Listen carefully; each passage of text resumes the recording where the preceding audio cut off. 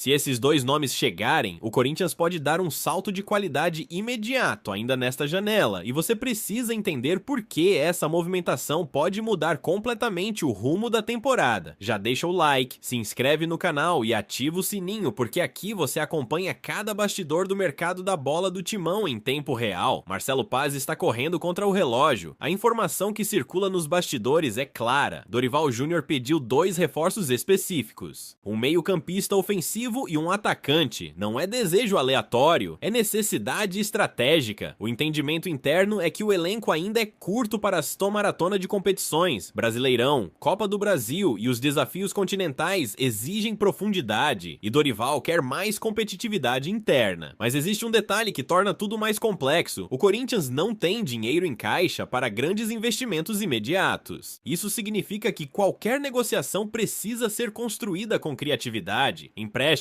parcelamentos, parcerias, percentuais futuros, manobras inteligentes para não gastar nenhum real de forma imediata. E é exatamente aí que Marcelo Paz entra em ação. A diretoria mapeia o mercado buscando 2 perfis muito específicos: jogadores polivalentes, atletas capazes de exercer mais de uma função dentro de campo.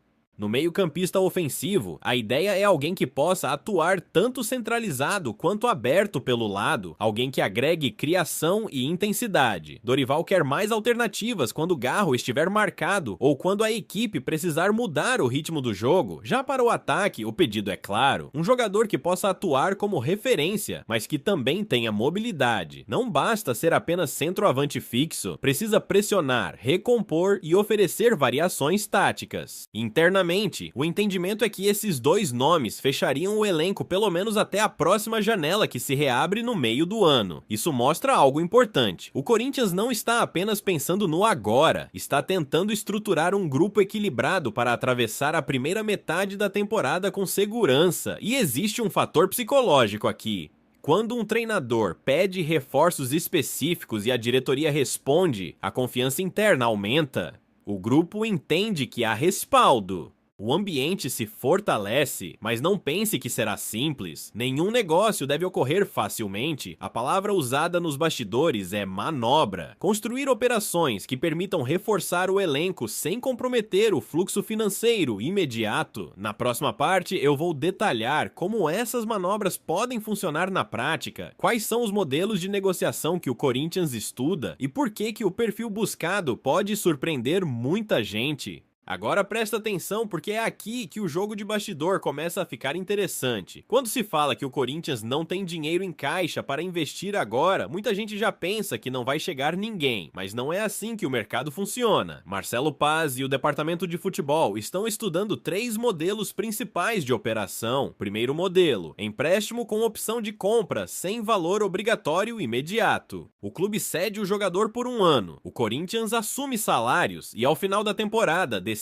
se exerce a compra. É o formato mais seguro para o momento financeiro atual. Segundo modelo: compra parcelada com início de pagamento apenas no próximo exercício financeiro, ou seja, contrato assinado agora, mas as parcelas começam a ser quitadas apenas no ano seguinte. Isso alivia o caixa neste momento crítico. Terceiro modelo: divisão de direitos econômicos com parceiros ou manutenção de percentual com o clube vendedor. O Corinthians paga menos agora, mas abre mão de parte de uma futura venda. Tudo isso está sendo considerado, mas o ponto principal não é só financeiro, é técnico. Dorival quer aumentar a competitividade interna. Hoje, quando Garro não está em campo ou é bem marcado, o time sente. Quando Yuri Alberto não está em grande fase, falta alternativa com características semelhantes. O treinador enxerga isso claramente. No meio-campista ofensivo, a busca é por alguém que tenha capacidade de infiltração, chute de média distância e inteligência tática. Não apenas um armador clássico, mas um jogador que saiba ocupar espaços e acelerar transições. Já no ataque, o perfil é de mobilidade, alguém que possa jogar tanto centralizado quanto partindo pelos lados, abrindo espaço para infiltrações dos meias. Isso significa que o Corinthians não quer apenas reforçar número,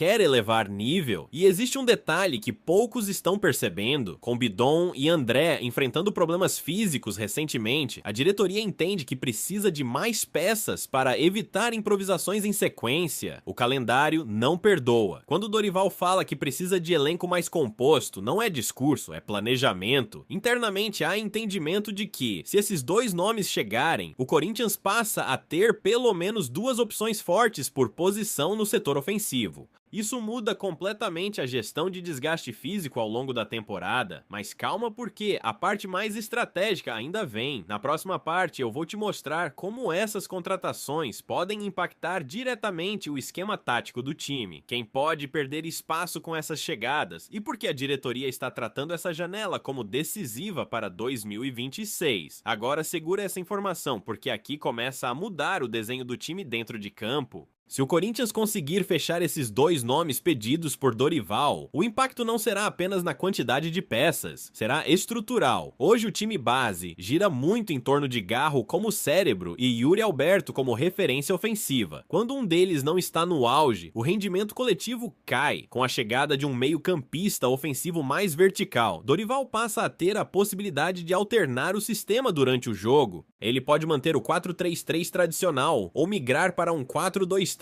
um mais agressivo. Imagina um cenário com dois articuladores, um mais construtor e outro mais infiltrador. Isso força as defesas adversárias a escolher quem marcar, e quando o adversário tem dúvida, o Corinthians ganha espaço. No ataque, a chegada de um nome mais móvel pode gerar outra mudança importante. Yuri Alberto deixa de ser o único alvo de marcação. Ele pode jogar mais solto, explorar profundidade e dividir responsabilidade.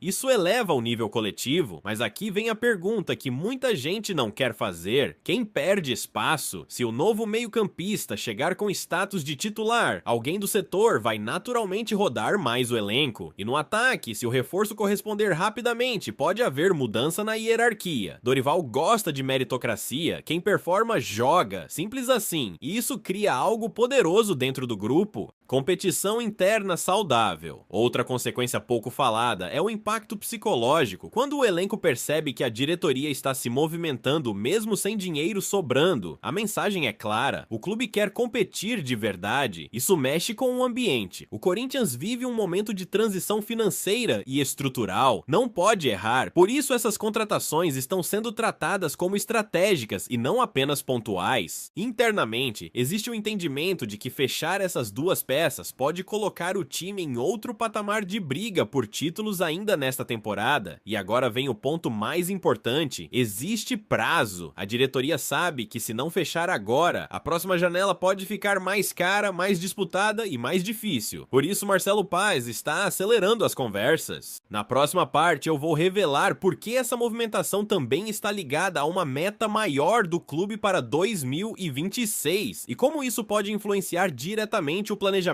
de vendas e permanências no elenco. Agora vem a peça final do quebra-cabeça. Essas duas contratações não são apenas para resolver o presente, elas fazem parte de um plano maior para 2026. Internamente, o Corinthians trabalha com uma meta clara: estar financeiramente mais equilibrado, competitivo em alto nível e com um elenco valorizado para gerar futuras vendas estratégicas. E aqui entra o detalhe que quase ninguém está enxergando: se o clube consegue reforçar o setor ofensivo agora, ele protege seus principais ativos. Como assim? Simples. Quando o time depende excessivamente de um ou dois jogadores, a exposição física aumenta, o desgaste cresce e o risco de queda de rendimento ou lesão também. Com mais opções fortes, Dorival pode rodar o elenco sem perder qualidade. Isso mantém os titulares valorizados no mercado. Além disso, um time competitivo briga por posições mais altas no Brasileirão, avança em copas e aumenta premiações. Isso gera receita. Receita significa menos pressão para vender jogador na primeira proposta que aparece. Ou seja, as contratações agora ajudam a evitar perdas futuras. Existe também outro fator estratégico: O Corinthians sabe que alguns atletas podem receber sondagens no meio do ano. Se o elenco estiver curto, qualquer saída vira crise. Com 2 peças novas já integradas, o clube ganha margem de manobra. Isso é planejamento. Marcelo Paz está tentando montar um cenário em que o Corinthians não precise correr atrás desesperadamente depois. Ele quer antecipar movimentos. Claro que tudo isso depende de fechar negócio, e não é simples. O clube negocia com criatividade, mas dentro de um limite rígido de responsabilidade financeira. O torcedor precisa entender isso. Não é falta de ambição, é escolha estratégica. Dorival, por sua vez, pressiona por competitividade. Ele sabe que elenco curto compromete sequência, e com calendário apertado, cada ausência pesa. Se esses 2 nomes chegarem, o Corinthians pode ter algo que não teve recentemente: profundidade real no setor ofensivo, e profundidade gera confiança.